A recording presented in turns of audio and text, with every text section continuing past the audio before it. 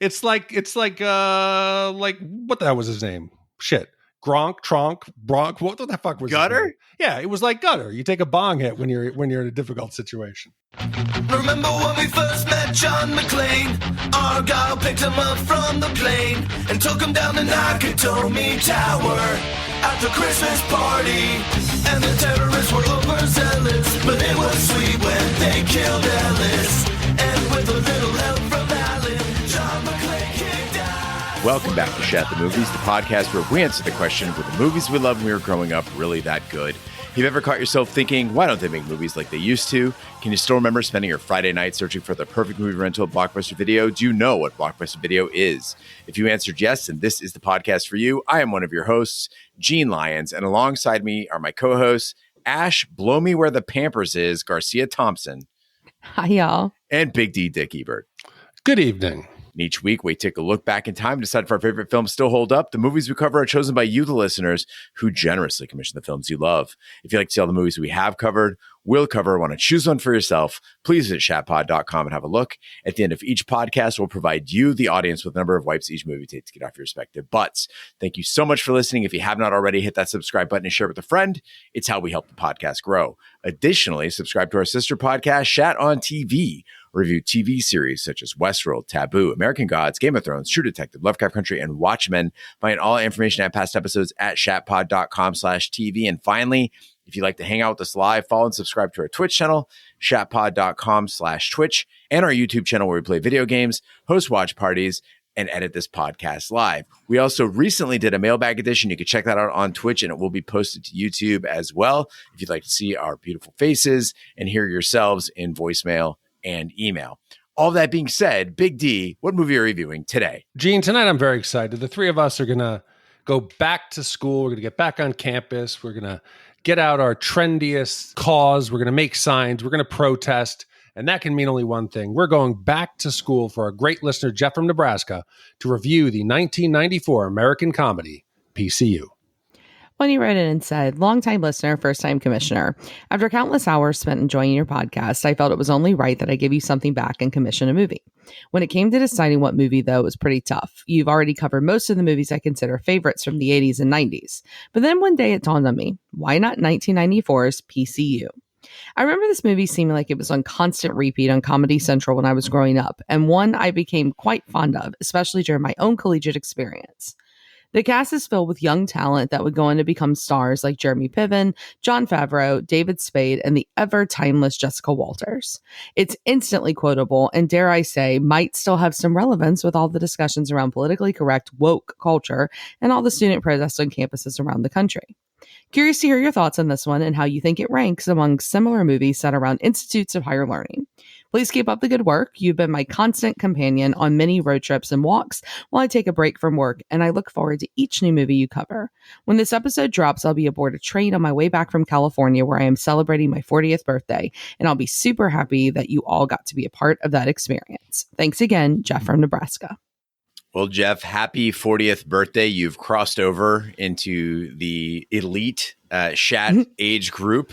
Only Big D has ventured forth into the next decade of life, but we are here with you, feeling the same things you feel. And you've set up the perfect framework for this discussion because I think we're looking at the movie through the same lens.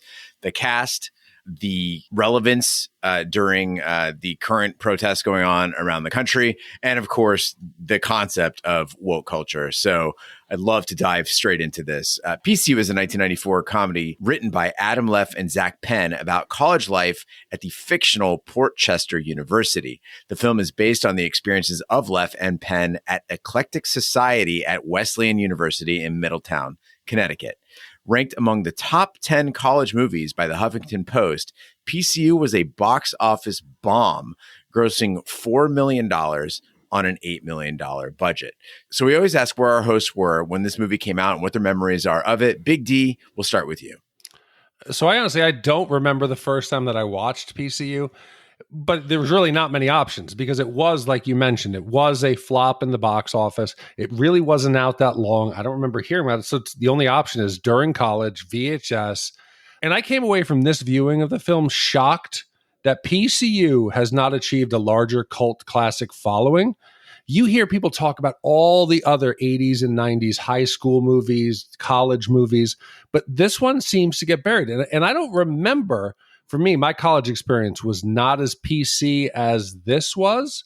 But today, this movie feels, like you mentioned, more relevant. And I think maybe as we go forward, this movie, if people can find it, will develop a larger following.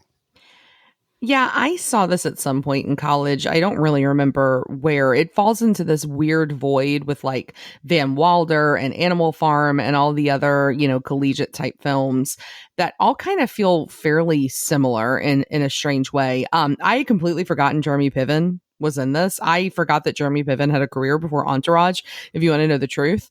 But I was really excited to watch it. I, for some reason, thought this was a sports movie in the vein of Necessary Roughness. I think whenever I see college movie, I just immediately assume sports. Much like you, Ash, the fact that it stars Jeremy Piven and David Spade should have been a dead giveaway, actually, that this movie had nothing to do with football, because neither of them, I think, could be ever pictured in a sports film. Big D, to answer your question, I think it does have a bit of a cult following, but like in the true sense, right? Like this is very cultish because it's so hard to fucking find.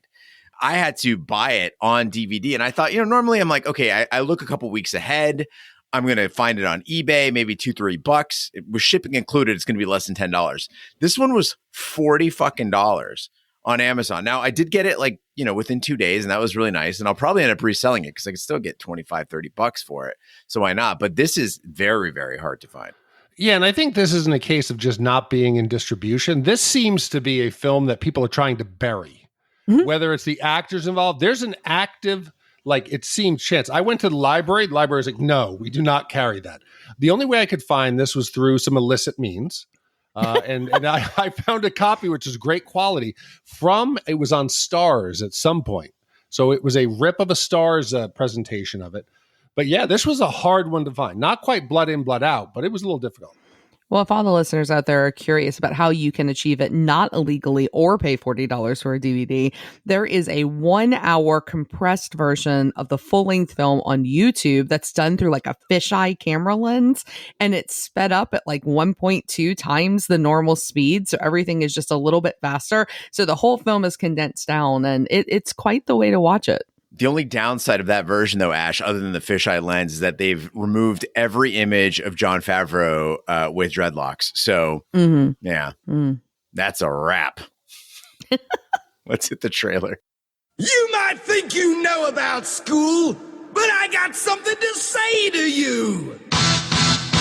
What are you, a narc? No, I'm a pre-frosh. Admissions arranged for me to spend the night at your frat. Well, here's all you need to know. Classes, nothing before 11. Beer, it's your best friend. You drink a lot of it. Women, you're a freshman, so it's pretty much out of the question. It's a whole new ball game on campus these days, and they call it PC. Politically correct. What shall we eat? What happened to the ozone layer? It was last week. Well, now it's meat. Let's do lunch.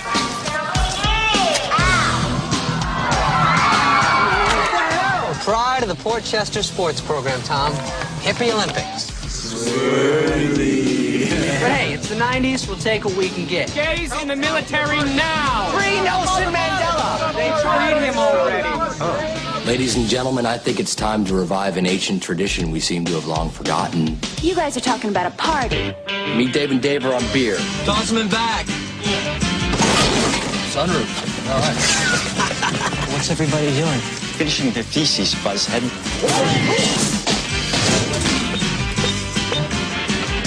What? Am I okay on that side? That's good. Play Metallica and they will come.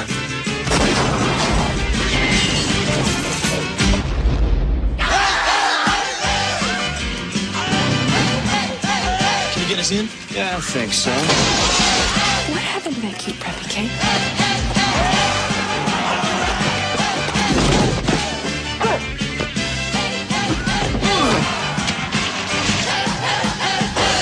You're gonna wear the shirt of the band you're gonna go see. Don't be that guy. This place is kind of insane. PCU! Prepare yourself for initiation. Try to relax. Preppy pre-freshman Tom Lawrence visits Port Chester University, a college where fraternities have been outlawed and political correctness is rampant. During his visit, Tom makes enemies with nearly every group of students and thus spends much of his visit evading the growing mob that is chasing after him. Okay, so I've seen this before, but it's been a long time, probably 15, 20 years. So the movie starts off, and I'm trying to catch up to my memory of the scenes, and it's looking like the main character is going to be either Tom or Draws. We're going to follow them through the university, Port Chester University. It's going to be something like Van Wilder. I'm thinking the Frosh is coming in. He's going to learn the ropes from the 7th-year senior. No, it's not that. Maybe it was more the pit against, the balls and shaft, Revenge of the Nerds, the cool kids. No, what was it? Wasn't it balls and shaft? Yes. Oh, it's just fun to hear you say it. I thought I butchered it. However, the movie, when they introduced us to the pit, and we're meeting all the different smaller members of the pit. They're all getting like fairly the same screen time. They're all really not developed any further than whatever their little niche was, what their defining characteristic was. And it seemed like the pit as a whole became the main character. They were going to follow us through a day or maybe a week in the life of the college. And I realized immediately this was not going to be a traditional popular kids against the nerds, that this was going to be a story of the entire Port Chester University socio-ecological system is the story. There's not a single character, and that was not what I remembered. Yeah, and it's weird, right? Yeah. I feel like you spend, or at least I spent, a lot of this movie trying to figure out what it was and what it was supposed to be, because you can't figure out who you're supposed to be paying attention to. It's in these little vignettes. It reminds me of other films, like how when we reviewed Cabin Boy and we talked about how it was sketches that were kind of strung together. I feel like this in the same way is very similar, that it's very difficult to watch because it doesn't have this linear plot that flows through it. Bite your tongue. Cabin Boy was an epic hero's journey and the model by which Disney made every movie after. Yeah. But you also realize there's no backstory. We don't learn anything about the characters beyond what we see on screen, other than we see Draws' freshman year going nuts on poor David Spade. Good. But there's no history. We don't see home. We don't see what caused them to be like that. We don't meet the parents. We don't see them. We don't even see them in class. This is not a traditional college or high school film. I related a little too hard to that whole freshman scene because I remember freshman year being like, my roommate is such a square because when I bring women home, he's always like, could you do that somewhere else? I'm trying to sleep. And I'm like, come on, fuck you, man. Now in hindsight, yeah, I'm sorry, Brent, I was wrong. Is it wrong to say, Gene, that when you were first saying that, this reminded me of college? I wasn't sure which of the two you were. What are we about to find out? I'm flattered by that. I would rather people thought I was the David Spade in the relationship of that room. No, sadly, no.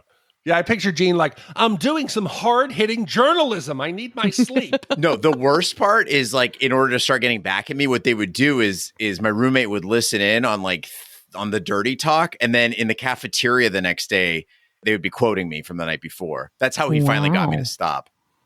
Devious. Devious, give us an example. Push them together.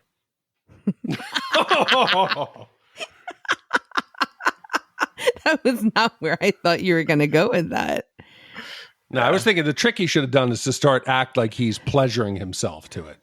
Would that have made it awkward for you? Would that have made you stop? No, it would have been rad. I would have been like you at Mardi Gras. It would have been great. Okay, don't do that, kids. Well, back to a traditional college experience. I think that what nobody told you about when you start applying for college is how different all the different types of schools are. And it's a really important decision, especially if you're going away, and ensuring that you find the place and the university that matches you. Because just think about these, right? You've got a place like LSU, which lives and dies by school pride and by sports. Everybody, you have to be a fan of football really to go to LSU. You've got a place like Texas A&M here where it's like a mini cult and there's this weird military aspect to it and like randomly patriotism that's tied to their school pride, and they give thumbs up for everything, which I think is also fucking weird. But then you've got your liberal arts schools and your Ivy Leagues, which are like about a very different type of partying than most of the time that we see in movies like this, and a lot of activism and a lot of fucking studying. And this movie, I think, tries to combine all of those in this fictional PCU. And just like how there's no main character, this movie doesn't work because there's no clear picture of like what kind of university this is supposed to be, because there's no way that all these different types of people have gotten in and chosen to go to this place. Like David Spade is going to a much different school than Draws is going to. Having never been to other campuses, Ash, this is a very eye-opening dimension to the college experience that I was not aware of. I'm just learning this right now. I know that like family members and coworkers of mine recently who have college age kids will like take like a week off and they'll go on like tours around the country and look at different campuses to see which one's the best fit. That is not how shit worked. And for me, I don't know if it was the era like in the late 90s or it was the fact that like I didn't really have a lot of like my family didn't have a lot of money. The decision was much easier for us. It was tuition waiver. ASU has a journalism program. That was it. I was accepted into George Washington and Texas Christian, I think in some other places, but I never actually like went and checked them out. I was just trying to see who would take me and who would pay for it. Yeah, I mean, it's definitely not an era thing because I mean, I'm just 2 years behind you. And I mean, we went on, I mean, you were allowed to take, I think it was 7 college tour days, and I took all of them. But like, was it a whole thing where like your family and you stayed in a hotel, you went and checked out different ones, different places? Did you do that big day? Fuck no, dude. I was lucky that I got in anywhere. I was a mess at the end of high school. I remember I got into, I'm not going to say the school, I got into a school by like begging for a chance. I did well for a year, then I transferred. But nobody was courting me. No, I was one bad decision away from working literally in the gas station in town. Yeah, we came to Houston. We flew to DC. We went to, New York and wound up just in New Orleans at Tulane. But we did the whole tour thing. I forgot Tulane was also on my list. Yeah. We would have known each other so much sooner. The cost, though. Jeez Louise. Yeah. Well, I got a scholarship. Guess how they prevent the brain drain here in Arizona. Jeff mentioned the relevance of this movie to the current time with the protests going on in college campuses. So for those of you listening in the far, far future right now, we have pro-Palestinian demonstrations and encampments in colleges. Some of that is leading to degrees of anti-Semitism. It's going kind of back and forth. And wherever you sit on the spectrum of opinion on what's going on, this movie does plug right into that zeitgeist. And I've read and heard a lot of people saying that universities are a place for learning with no space for disruptions. It's going on Reddit, on a lot of like newspaper forums. People are saying this sort of behavior has no place. And yes, the cops should go in and clear all this out. People need to be able to get to their classes and not be disrupted by protests. I don't entirely disagree with that. Like if you're a student who's just trying to go to math class, you don't need people yelling in your face or blocking the parking lot or getting in your way.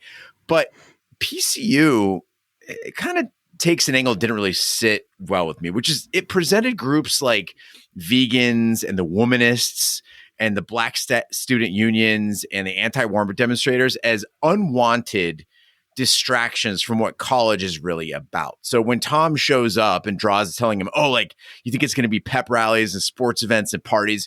That's not college anymore. They've ruined it by having protests. I think that devalues one of the most important things that happens during college years, which is kids who have been programmed by their parents and exposed to only their hometowns actually getting outside of that and being exposed to activism and having their worldview broadened. Because if you don't want that, then going to the university makes no sense. Go to your community college and you can just get your education in strictly the subjects you want to study. But university is so much more than that. And a lot of that is like breaking free from what you were programmed with the first 18 years of your life. I totally agree. I think it's what you learn as you grow and the way that you become an adult beyond just the academics. But I was in college at this time. And I do not have any memory of it being like this. Yes, there were activisms and there were like your fair share of causes, but it was more the kids and the youth against the old or against the establishment or against the government. There wasn't so much of this like intra-group fighting. And yes, the school was like a high school where it's segregated between the groups we see. You know, the potheads, whatever, you know, the jocks, you have the fraternity guys, you have the nerds and whatever. That was all there. But it wasn't broken down by causes at the time. So I don't know. Maybe this just wasn't my experience. The college Republicans and college Democrats fucking hated each other at my university. There was some like West Side Story, like confrontations on like the quads for sure. But, Wow. During election season. I don't know. I mean, I was super involved with my sorority and I was, you know, super involved with the Hullabaloo newspaper. And then I was really, really involved with political organizations on campus. And like, it was a weird time to be in college. Like, Gene, I'm sure you can relate to this somewhat because it was at the end of your college years, but like the war in Iraq, you have 9/11, you have all those kinds of things happening. And I remember, you know, us protesting the war in Iraq. And I remember wearing like shitty t-shirts and drinking warm beer while like discussing the ways that we were going to like occupy the campus. We didn't fight with other student groups other than, again, the college Democrats, college Republicans, big issue. But other than that, but to your point, you know, Gene, I think it's really important in college to learn about those things that, you know, that socialization, that political socialization that you get when you're outside. And I think it's the major purpose for why universities exist. And that's why you see like the temperature of the country, you can really gauge on a college campus. Like you can really, really see where like the level of activism is and what the important issues are. And it's also, of course, why, you know, the right likes to say that universities are just woke machines and just turn everybody liberal. But I don't know. Maybe because I'm on their team, I don't think it's a bad thing. For those who haven't seen PCU, by the way, these protests are all happening on like one lawn. Like you can just walk the fuck around them. But they're like, no, we're going to go throw hamburger meat at them because they don't like eating meat and we can't have that. I thought when they were breaking into the cafeteria, they were like really hungry. Yeah. And they were going to eat something. No, they just want to go throw meat at people. And potatoes. Yeah, but it was like they used to have the, you know, like the first day you go there and you can sign up for the clubs. It was like that. It was almost like these causes were recruiting people and they were all competing to be like, our cause is the most important. To give you an idea of how old I fucking am, dear listener, the biggest thing going on the lawn when I was in college was there were cellular phone tents. They're like, this phone you can take with you and make phone calls from anywhere. We're like, get the fuck out of here. You want to try it out? And you would just go stand there under a tent with like misters in the Arizona sun and place a phone call from a mobile phone. And we were fucking blown away. Nobody had time for protests. We were living in the future. Buy your minutes. God, do they still have all the credit card tents trying to get the kids to sign up for credit cards? Or is that... What, do you think I'm hanging out on campus now? No, it's a big no-no now. Okay, so that was back in the early 90s. Yeah, there's this whole thing like so when you like actually apply, there's this whole disclaimer in most universities. It's like, learn about financial security and why loans are a bad thing.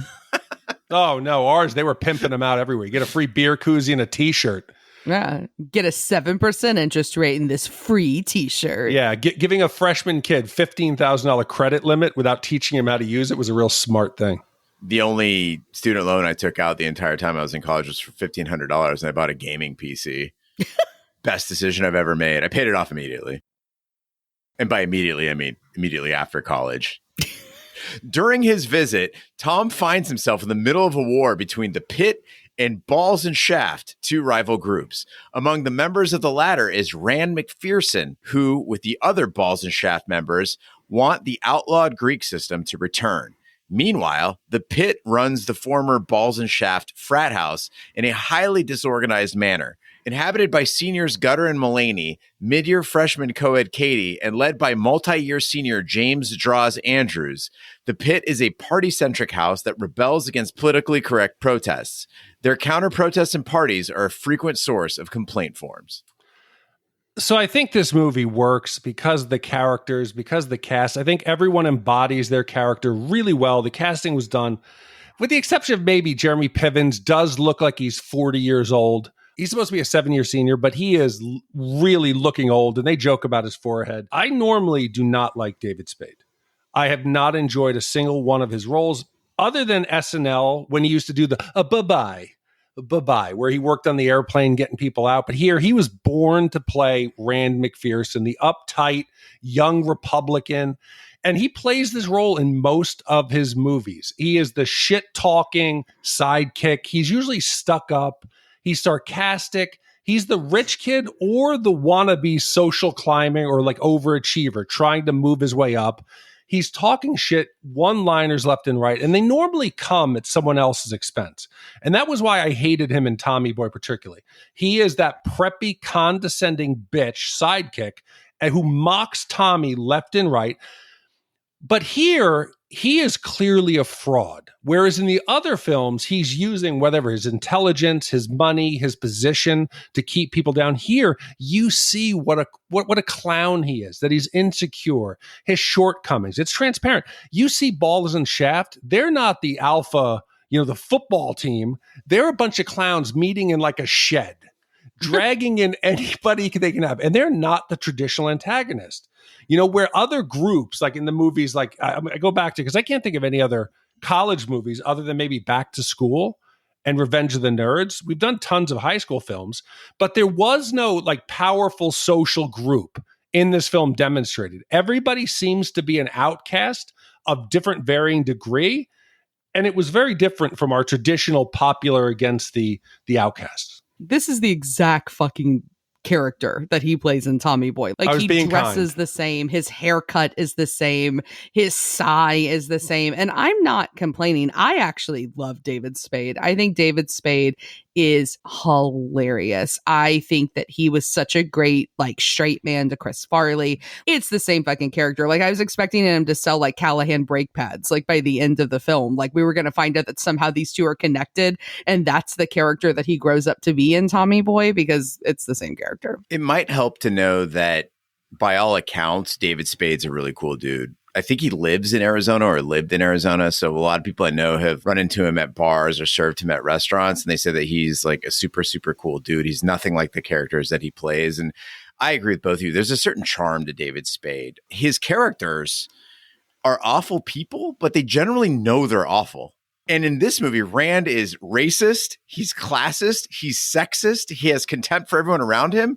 But he owns all of that. Like, he's openly okay with that.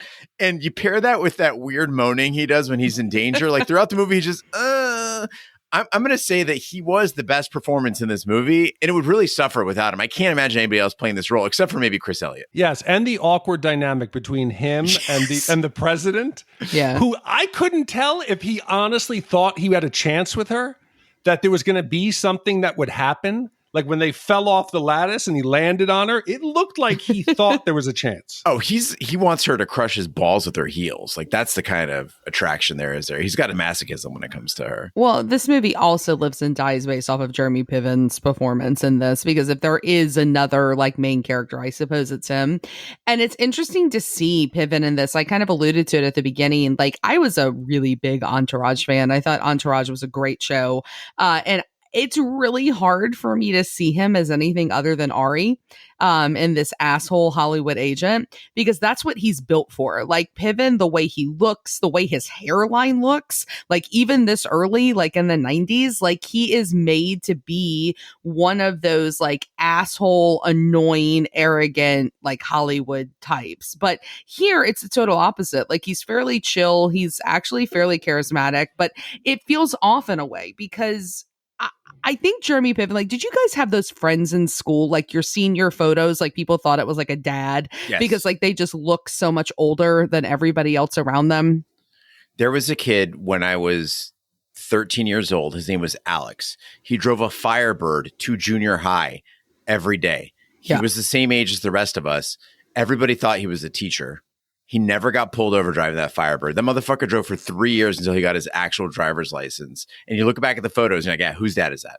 Right, exactly. And like, I think that's Jeremy Piven. Like, and it's caught up to him because now that he's older, like he looks like he fits in. But even here, if he's supposed to be a 7th year senior, like he's 28, 29 years old at the oldest. And he looks like he's like been divorced and like is paying child support, right? Because he looks really out of place in these scenes. And I don't mean to compare it to this movie, because I actually don't think this is a good movie. But, you know, you've got Van Wilder and you've got Ryan Reynolds, and Ryan Reynolds is the same type of character. He's He's supposed to be older. He's supposed to be repeating his senior year over and over and over again. And he looks older than the other people in the movie, but he still looks like he's young. Piven looks like he's like an adult learner who has gotten his GED later in life and has come to get like a bachelor's degree. He's not doing himself any favors with the wardrobe either. He's got like non-graphic t-shirts. He's got his jeans like pulled up to his tits. But I was kind of relieved that we didn't get that same looking actor who is the coolest guy on campus. You know who we're talking about. It's the guy. He's tall, he's handsome, he's fit, he's charismatic. That is not what we're getting with Jeremy Piven as draws. And it was kind of a relief. Like, you like a different look at times. But what Ryan Reynolds in Van Wilder, wasn't he wealthy? Yes. So his name is Van Wilder, right? And there was a smugness to his character. I think that Jeremy Piven, he comes across as the reluctant 7-year senior. You know, he doesn't want to be there. He doesn't want to be doing the tour. He doesn't think he's smarter than everybody else. He's just found his niche in the pit, in the basement, enjoying life, going through it day by day. And he's more likable for that. And a key thing happened in PCU that I was not expecting, which is I got to see Jeremy Piven and Jon Favreau on screen together. And I've never seen Entourage. I've never seen Very Bad Things. So this was the first time. I had always thought that these guys were basically the same pasta with slightly different sauce, but no, sir. Jon Favreau is a fucking giant. Jeremy Piven is so tiny. Like, when I saw Draws and Gutter standing next to each other, I thought, shit, how fucking tall are these guys? Turns out Favreau is like 6'1" or 6'2". Piven's like 5'9". And then I thought, wait a minute, hold on. The benchmark for height that I've always used for Jon Favreau is Vince Vaughn. How fucking tall is Vince Vaughn? 6'5"? Yeah. Vince Vaughn is 6'5". How is he even on the same screen as other people in movies? Dude, but it was odd seeing a young, overweight, fresh-faced Jon Favreau, knowing what he becomes now. When you watch sports, or you watch like American Idol, or, you know, any singing competition, you can spot talent. You can hear it the second that you hear someone open their mouth. Or if you're watching a sport, the kid whose speed is just like, holy shit, that guy could be in the Olympics or maybe play pro. Movies are not the same. There is no way that anyone on the set was like, man, did you check out that kid playing Gutter? Mike, that kid is going to be a director, a screenwriter. He's going to do voiceover work. He's going to be a producer. He is going to be worth more than $250 million. He's going to create and save the Marvel universe. That's him, that guy right there. No one ever said that. Yeah, I mean, who knew that this dude would do like Swingers and Elf? He looks like Happy in the Marvel franchise, like in the Avengers movies. Like, it looks like he grew up, like Gutter grew up and played Happy. Like, they look the same physically. Like, it's very, very weird. But he's huge, but he looks fucking ridiculous in this movie. Like, who chose those dreadlocks? Like, that didn't age well. I think anybody who like went to metal shows in the 90s though knew that guy. Like, that guy just was always there. I knew that Ben Vargas. That's Ben Vargas. Yeah. I'm name dropping a lot in this episode. Dude, you know this guy. And I miss college for that. The day when you have a major problem. I fucked up. I didn't get the kegs. What am I going to do? Yeah, let's take a bong hit. A bong hit will solve this. And then you wake up 5 or 6 hours later. This is that special time in your life. And it made me think back to that. Like, how did we do that? So yeah, this hair was probably something that I had this hair. Y'all had very different college experiences. No, yeah. We were not having like dance-offs in the quad between the young Republicans and the Democrats. They didn't like our shirt. It said nicest ass on campus. It was a thing. Wait, who was the nicest ass on campus? The Democrats. It was a donkey. The donkey. Oh. Oh. Other factions on campus include a pothead commune called Jerrytown. I forgot. They were pretty good. A radical feminist group known as the Womanists, and the college president, Miss Garcia Thompson, who is obsessed with enforcing sensitivity awareness and multiculturalism. She proposes the school change the campus mascot to a whooping crane instead of an offensive Native American character during the bicentennial anniversary. Garcia Thompson conspires behind closed doors with balls and shaft to get the established residents of the pit kicked off campus and give Rand control of the house. She provokes the pit residents with a damage bill from their past semester. Left unpaid, the campus would seize their house, leaving them homeless. So I think it's so interesting that in these college movies that there's always a very similar plot device. You've got a university official who's trying to foreclose an off-campus group of kids. And here you get Jessica Walters, the amazing Lucille Bluth from Arrested Development. She's the one who does it here. You've got, the frat row trying to do it in Revenge of the Nerds. You've got coincidentally, Jeremy Piven trying to do it to Vince Vaughn and Luke Wilson and the others in Old School. And I just think it's a tire plot device because I think it's dumb. No one at the university I went to gave two shits about what the off-campus housing looked like. No one. I mean, we lived in some shitty ass houses around Tulane and nobody cared. They probably should have been foreclosed, but they weren't. They would just expel the kids. They wouldn't take their fucking house away. Yeah, if you're wondering how this actually goes down in real life, the frats do not get their shit together, and the school can do whatever the fuck they want. This happened at Arizona State. When I was on campus, there was a street called Alpha Drive. It was right across from my dorm. It's where all the frat houses were lined up. And in this case, I was Rand. I was like, what are they doing over there looking out the window, right? And I spent many a late night helping drunken women who came back half clothed and just passed out in the elevator. I'm like, what happened to you? Where were you? I was across the street.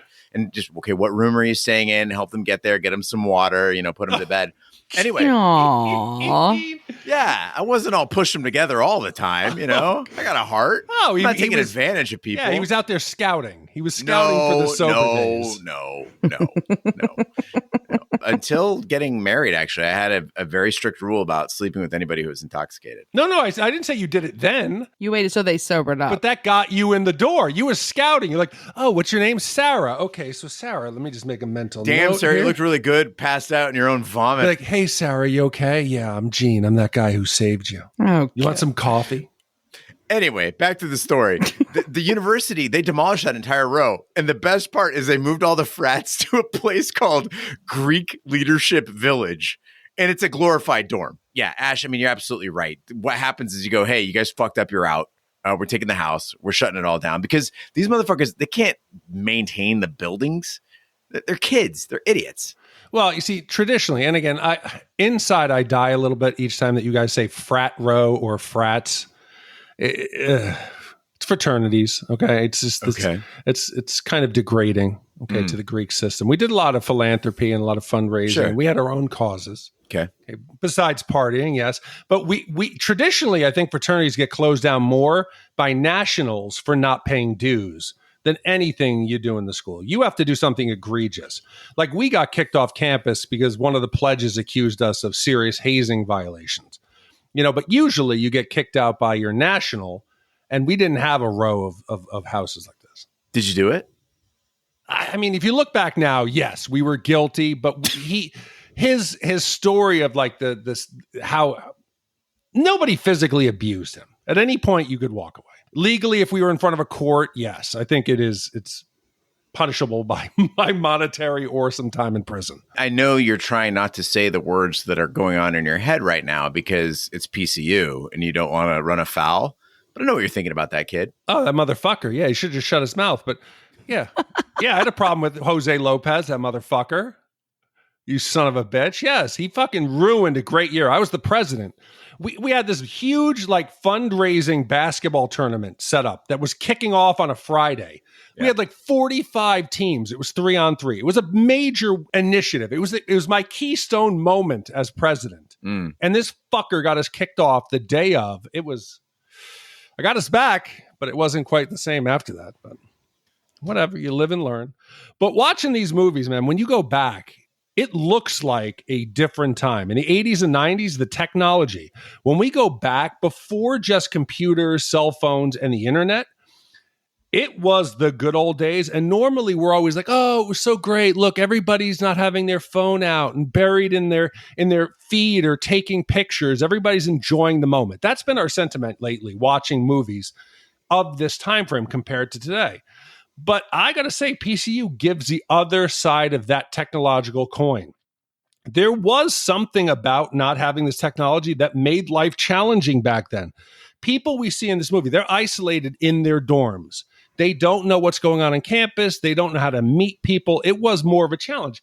If you wanted to connect with somebody, just to go something simple like to get a ride to a concert, It was a major thing. You had to set up a point. You had to be there. If you didn't be there on time, how did you find them? You didn't have maps. You didn't have a cell phone.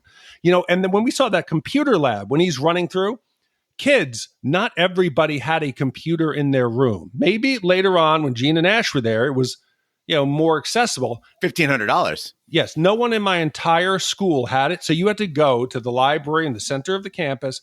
They had a computer lab, rows of computers.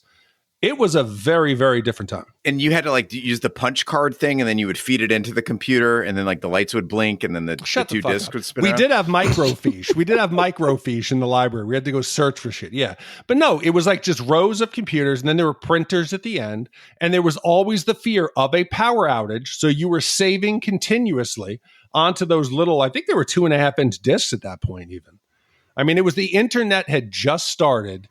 Technology is great. But I just thank the heavens today, as I'm an adult, that there is no documentation of my idiotic college years. If social media was around, I don't think I'd be employable. I wouldn't. I would fear every day that someone would uncover what I've done in the past. Yeah, but this podcast is basically the equivalent. A picture of me doing it is different than me saying, I might be lying, Gene. You don't know. But if somebody out there goes and finds my feed where I've made a somewhat off-color comment accompanying with a picture of me, there's no coming back from that. Counterpoint. Gatekeeping was way easier back then, though. And I like that. When you went to a show, everyone there was really into the show because you had to go through some shit to get there. You had far fewer events to choose from.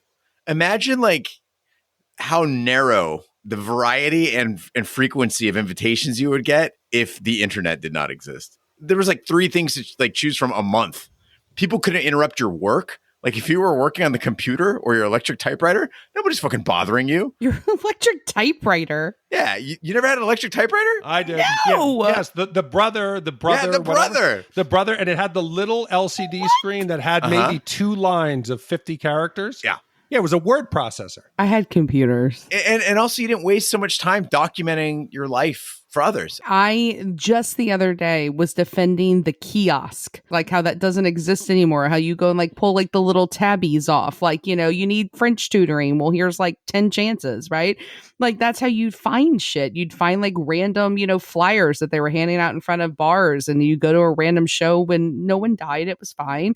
I feel like the surprise, everything now. You know what it's going to be like. And the fucking set list before you get there. We're going to a show in 2 weeks. I already know the set list because it's out from other, concerts that this person's performed at. But Gene, going back to the story I've told before about going into Times Square on New Year's Eve, dropping acid, and we were supposed to go to a friend who'd rented a bar in Manhattan. We started tripping, couldn't remember the bar. There was no phone. We could have texted or called someone or gotten online, but without technology, we wandered aimlessly for 4 or 5 hours, got back on the train later on that night. That huge fight broke out. So you're fine. What was this before ink and papyrus as well? You couldn't write that shit down? That would have been responsibility. We weren't responsible back then. The pit responds by throwing a party to raise the funds needed. The womanists take offense to the pit's flyers and hold a protest outside as the house residents conspire to steal alcohol and convince students to attend. A series of unlikely events results in George Clinton and Parliament Funkadelic performing at the party. Students begin streaming in, and the party successfully raises the funds to keep the house.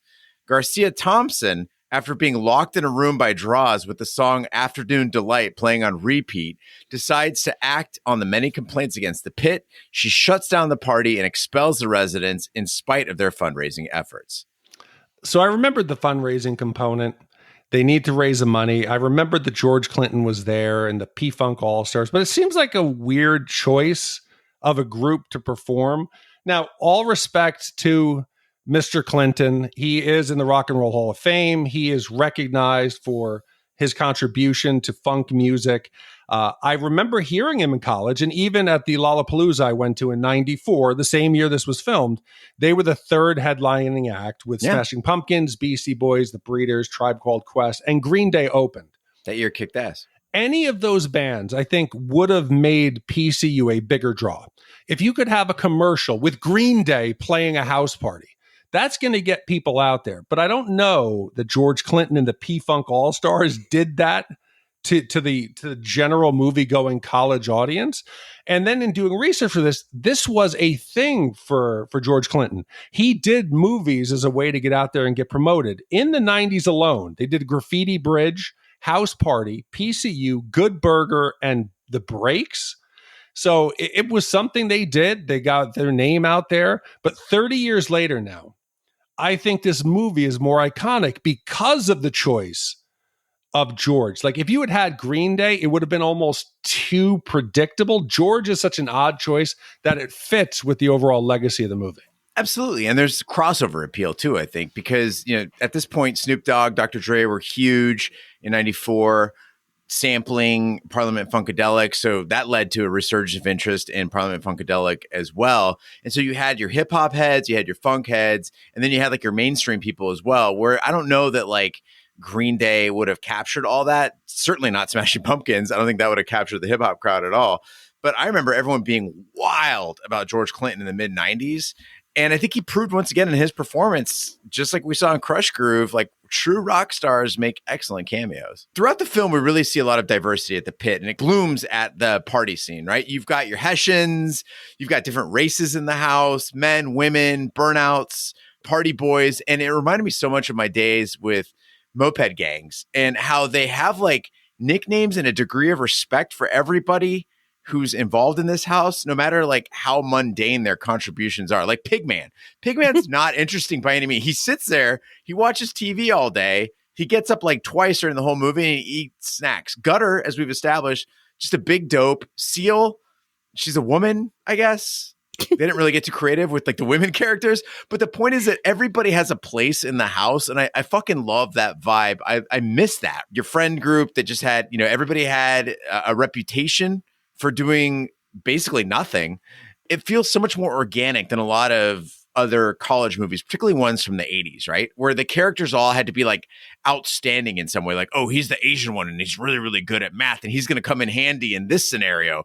Or like, oh, he's like the athletic one and he's going to come in handy. None of these guys is good at fucking anything, but they all have a place. And they all feel comfortable in who they are.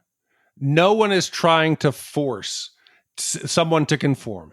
And I agree. It felt like a real place that we could have known all these people or wanted to go and hang out in the pit. And that's why everybody on campus has heard of the pit, knows the pit, and on some level respects the pit. At the bicentennial ceremony the following morning, the former pit residents succeed in liberating the whooping crane and provoking the other students into an impromptu protest against protesting. The demonstration establishes that even with the pit shut down, the president cannot control the student population, resulting in the board of trustees firing her. Meanwhile, Rand goes on a rather sexist, racist, and homophobic tirade about all the other student groups, unaware that Draws has used the podium microphone to broadcast his rant to the entire campus. Later, Tom heads home, having decided to commit to PCU as the pit has moved back into their house. As he sits on the bus, he sees Rand being chased by students across campus. This was protested. There were groups on campuses that wanted this movie suppressed. And I think it hurt the bottom line. And I don't know how this was protested. Because if you view 80s and 90s movies, this similar dialogue is said in a far more offensive and mean-spirited way. PCU attacks every group, but I think they do it evenly. To some level, yes, there are some that skate by a little more than the others, but there's really nobody who gets away without any kind of insults, any kind of jokes being thrown their way.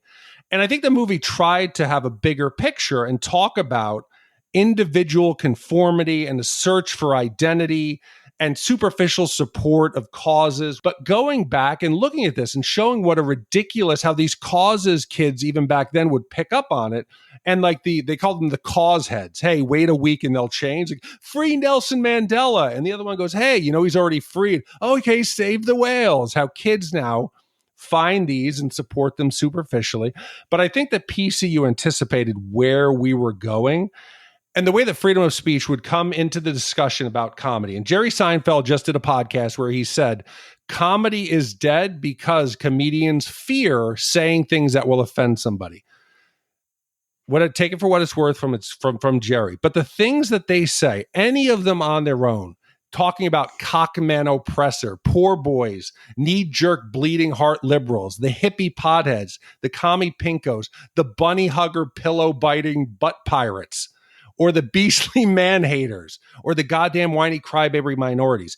If you did any of this today, I think you would be canceled. I don't think you could make any of these jokes today. I think you're giving a lot of credit to this movie to having predicted cancel culture, because without the advent of social media, cancel culture would have like never been a thing. Like, you have to have a way to like effectively cancel people as a group. And the only way we were able to do that is with social media. But I think it definitely understood like that PC culture. And if it got out of control, that the world would be a very different place. And I think it's interesting who you ask whether it has gotten out of control, right? Like, I think it really falls along not just political lines, but I think generational lines about whether or not PC is good or it's bad. And I would just say this to defend, Generation Z that's out there right now. You made a comment about how, like kids pick up like one cause and then another. That really isn't what they do. I mean, it's actually, I feel like all older people, and I'm not saying you, Big D, but I'm talking about like boomers especially, they should spend some time with like a lot of the young people today, because I think they get a really bad rap, because a lot of them, what they've done like around gun violence and what they've done around school shootings and what they are doing right now with like the Israeli conflict and, pro-Palestine, the protests that are happening right now, I think that it's really inspiring to see what they're doing. And I don't think they jump from just one thing to another. And as a former kid who was out there trying to save the fucking whales, like, there's a place for that. See, and I do think that there is the percentage of kids who, just like back in the day, who picked a cause, genuinely went out and worked it. But I fight this with Roger all the time, because I mock Roger, because Roger thinks doing dank memes and posting online makes him a warrior for a cause.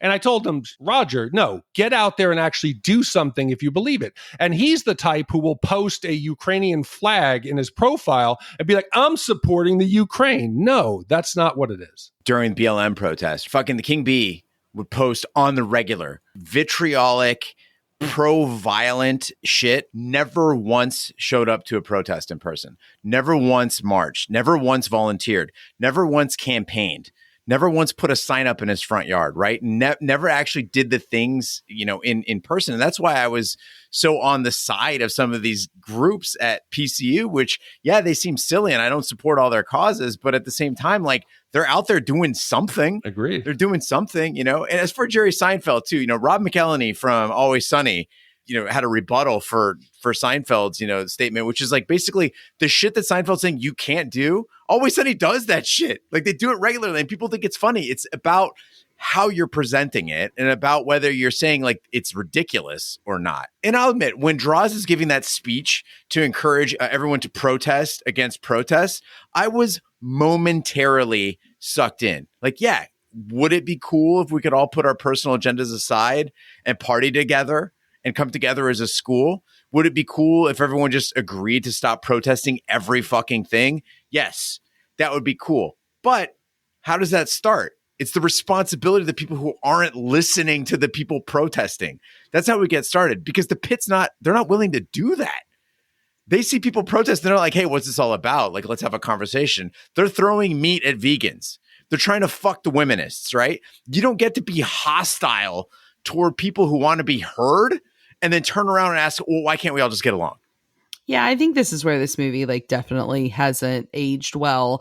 And watching it in 2024, like the pit dudes, they just come across as dicks. Not actually much happens by the end of it. Like I said at the beginning, like it's these little vignettes. It feels like skits, but there's no like real story. And yes, I do understand that the kid arrives at the start of the movie and he goes home at the end of the movie. And that feels like a beginning and an end, but it isn't the same, right? Like, and at the end of this movie, the campus hasn't changed. The groups like aren't like coming together in some big like kumbaya way. Jeremy Piven is still middle-aged and not graduated. Like, it just feels like nothing happened. Basically Catcher in the Rye is what we're getting here. It's so fucking stupid. The whole ending, it made zero sense. Why are the only people at the bicentennial the students, the trustees, and the game wardens? Where the fuck is everybody else? Like, why are the potheads, Jerrytown, and the women is even there? They're like, oh, you know what we want to do on our day off? We want to go to the bicentennial. I honestly, maybe from seeing Revenge of the Nerds, maybe from seeing Student Bodies, like I expected something much bigger at the end, like a spectacle, rather than freeing a bird and giving a speech. This is where you go full send, guys. This is where the movie's got to shine, and we really didn't get much. I wish I could fight you on that. I found myself nodding. I wish. Yeah. Yeah, but I almost don't think they had anywhere to go. You would have had to have some development. As far as I'm saying, there was no development or growth, or I don't think they could have at the end genuinely tried to teach a lesson or at least take a stand on something when the movie hadn't taken a stand on anything. So then maybe just like have a plot. That's a very different movie. Well, now is the time of the podcast where we give our Shat score for PCU. The Shat score is our way of telling you how many wipes this movie takes to get off your respective butts. 0 wipes is a perfect movie. It's when everyone gets laid. And 5 wipes is an absolute disaster movie. It is wearing the shirt of the band you're going to see that night.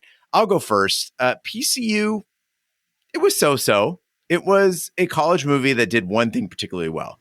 It delivered lots of snooty cultural observations, like the Kane Hackman theory, or not wearing a band shirt to the show, in an offhanded way. It didn't make it like the key to the comedy.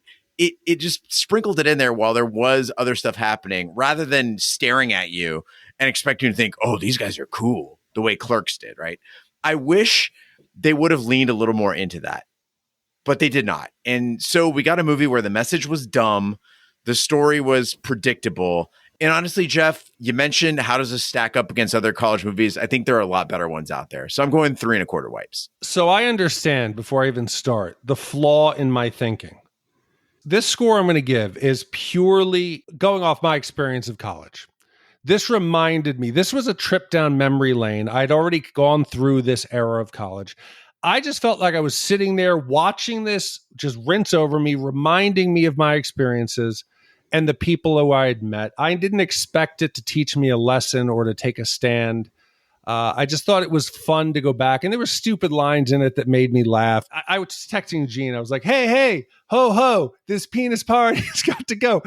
Is it great comedy? No, but I laughed. I thought it was funny. It was simple. It was fun. It was quick. This may have been one of the shortest films we've ever done. Was this even an hour and a half? I think this was like an hour and 18 minutes. It barely qualifies. I don't know. I watched the 1.2 time version. I'm surprised that Big D didn't watch it again with like the commentary, which I have on the $40 DVD if you'd like to watch it. Shit, you do? Who's the commentary by? Jeremy Piven commentary. Oh, I don't want to hear that. There's also commentary by, I think, the director as well. There's 2 commentary tracks, and you get the music video. Well, we didn't even mention, Gene, the score was written and performed by Steve Vai.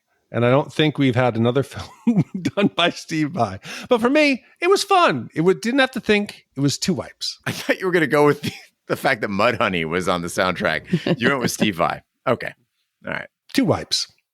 So here's the deal. I like a college movie.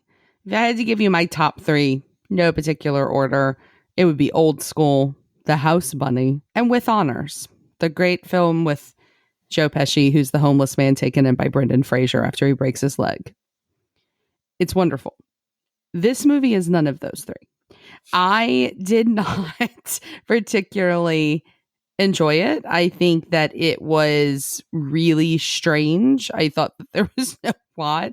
And unlike you, like I laughed a couple of times for sure. Like I laughed, but I laughed at the people that weren't starring in the film. I thought the secondary characters were great. I thought some of the lines and the gags were funny, but the movie itself, I didn't love it. I really didn't. I thought it was really well below average. And I don't mean to be the harsh one here, but I'm scared. I'm shocked from La Bamba last week where we were too kind to it. And so I'm going to try to balance that out this week and give it 4 wipes. Well, with 4 wipes from Ash, 2 wipes from Big D, 3 1/4 wipes from me, that gives us an average wipe score. Not bad, actually. 3.083 repeating wipes for PCU. Do you remember what you guys gave Purple Rain? Because I'm wondering if there was some kind of... I gave it just either the same score or slightly less than I did Crush Groove. I'm showing that all of us gave it a 4. No. Purple Rain? No way. Which is impossible. No. That's not right. So Gene with a score of 3.083. That now places this in the 234 spot. It is slightly better than The Last Boy Scout and Spies Like Us. and slightly worse than Uncle Buck, Dark City, and Smokey and the Bandit. That feels right. So my 4 wipes balanced it. There you go. Mm-hmm. Yeah, it's been a minute since we had one where the system worked, and I think the system worked on this one. Don't doubt the system. Never.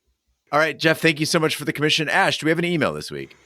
We do. We've got one here from Chris, and he is writing in about Superman 2. And he says, "Hi, all. I just took a look through your catalog and upcoming schedule, and I didn't see 1980 Superman 2 starring the late Christopher Reeve.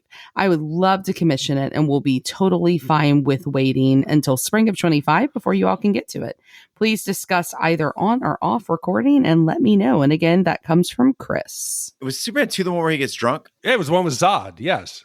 And he like wrecks the Fortress of Solitude or whatever? Yes, it is. It's the one where, yeah. where he decides to give up his powers to be with Lois Lane. Because I guess canon is no human woman can be with Superman because his ejaculant comes out at a supersonic speed. Right. It's like a shotgun blast. Yeah. So he chooses to give up his powers to be with her. Then immediately, Zod, the big meathead, and the woman, whatever her name is, they come down. The atomic blast from the Eiffel Tower terrorist bomb cracks and lets them out of the Phantom Realm. They come down to Earth, and they're like, "Where is the son of Jor-El? Bring him to me." And Gene Hackman plays president. It's great. Chris, there you go. No charge. You didn't have to wait. I hope you love it. No, but I think Big D, based on your retelling of Superman 2, you're prepared to do that one for Chris. 100%. All right. I'm in as well. Well, and then our final email tonight comes from Tyler N., and he is also asking about a movie commission. Pretty excited about this one. He says, "Hey guys, this is a personal request I've been wanting to share with the Shat Crew. My name is Tyler and I'm from Birmingham, Alabama, and I'm about to be a first-time father in June. I've been listening to your past reviews during my time at work, and I've loved your take on pretty much every movie I've seen, ranging from directors like Quentin Tarantino, Martin Scorsese, Oliver Stone, and Steven Spielberg. I have a few requests for you to review: 8 Mile and Boys in the Hood. My dad and I have watched a lot of movies in theaters, starting with Sam Raimi's Spider-Man and Ang Lee's The Hulk, or watch other titles at home like Friday, My Cousin Vinny, and Training Day when I was growing up. But these two I've requested because they hold a special place in my heart. 8 Mile is the first because my dad showed me the music of Eminem at the early age of 7 when my mom was very upset to hear her small son listen to the inappropriate music in 2003. And that led me to the likes of Tupac, NWA, and more to come. And Boys in the Hood was sacred for me and my father because it shows what it means to have a father teaching his son what's right versus wrong and being a man. And knowing that I'm about to be a father this summer, I'd be honored if you could review one of these two movies. I'll be looking forward to it and continue being a supporter for your channel. Keep on keeping on, and God bless. No, Boys in the Hood is definitely during our years. I've never seen 8 Mile. What? No. Oh, I just watched it like 2 weeks ago randomly. No, I think it came out because I was in the military at the time. So I think it was a case where I couldn't watch it because I would have because I was an Eminem fan. Yeah, you will hate Brittany Murphy in that film. Like that will touch on some shit for you, I'm sure. How is Detroit? Because I'm a fan of Detroit now ever since your wedding. How's it like depicted? Yes. Is it? I know it's everything's sad very place. dark and grimy. Oh, it's not the parts of Detroit that you saw. It's 8 Mile. It's at the perimeter. Oh, perfect. Yeah, not where you went. But if you ever wanted to go on a tour of 8 Mile, Sarah would be happy to show you around. Oh, I'd love to. That's her Detroit, not our safe Detroit that we went to. And I know Ash is a huge Boys in the Hood fan. I am a huge 8 Mile and Boys in the Hood fan. I think Boys in the Hood is amazing, and I think 8 Mile is a fucking great movie. Eminem's so good in it. All right, Tyler, sounds like you're in business. Get in touch with Big D. Definitely. And if you'd like to get in touch with us, just go ahead and write us at host@shatpod.com. You can also go to shatpod.com and use the SpeakPipe feature on any device. Leave us a voicemail. We'd love to hear from you. Big D, what movie do we have coming up next week? Gene, next week, in the satirical take on the Western, crafty railroad worker Bart becomes the first black sheriff of Rock Ridge, a frontier town about to be destroyed in order to make way for a new railroad. Initially, the people of Rock Ridge harbor a racist bias towards their new local leader. However, they warm to him after realizing that Bart and his perpetually drunk gunfighter friend are the only defense against a wave of thugs sent to rid the town of its population. Commissioned by Edward C. Came out in 1974, so this is going far back. And I'm a little worried, Gene. It's a Mel Brooks film. I think this is going to be the one that turns your opinion of Mel Brooks. And also, for anybody who listened to PCU and you're like, oh, Ash and Gene, like social justice warriors, they just don't have a sense of humor. Just wait, because I think this movie is fucking hilarious, and I've got a lot to say about it. Thank you, Edward, for the upcoming commission. Thank you, Jeff, for your commission. Thank you to all the commissioners who make this podcast possible. That concludes this week's episode of Shat the Movies. Be sure to follow us on social media, share with a friend. We're on Facebook, Twitter, Snapchat, and Instagram at Shat the Movies. Email us, host@shatpod.com. Support the podcast by shopping our Amazon affiliate link, buying our merch, or by commissioning your own movie. Find all that information by visiting our website, shatpod.com. Also, check out our sister podcast, Shat on TV. We review TV series such as Lovecraft Country, Westworld, True Detective, Taboo, American Gods, Game of Thrones, and Watchmen. Find all that information on our website, shatpod.com/TV. We're everywhere fine podcasts can be found, including Apple Podcasts, Google Play, Stitcher, and YouTube. Be sure to subscribe, and if you stop by Apple Podcasts, please leave a 5-star review. It helps the podcast grow. On behalf of my co-hosts, Ash and Big D, I'm Gene Lyons. Join us next week for the following movie. Torn from the fiery pages of the mightiest annals of the West comes the supreme saga in the great tradition of frontier drama.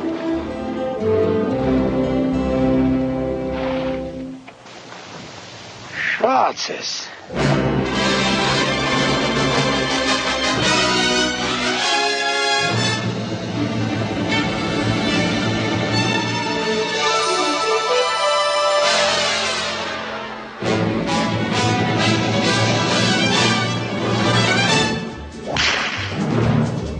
He rode a blazing saddle, he wore a shining star.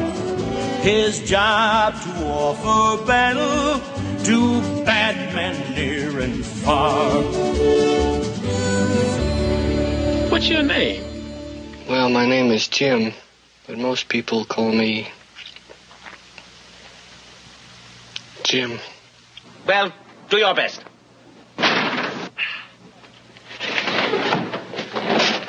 Now, let's see. Where were we? Oh, Rock Ridge. Rock Ridge. I want that land. Clumsy fool. I'm sorry. Wait a minute. There might be a legal precedent. Of course. Land snatching. Let's see. Land. Sea snatch.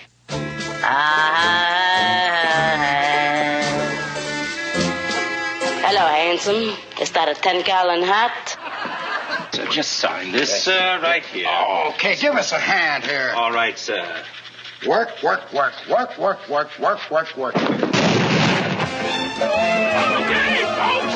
Let's wild out! The heroic sheriff rallies his citizens in the wildest finish the West has ever seen, or the movies have ever shown. Ow! Oh, ow! Have you ever seen such cruelty?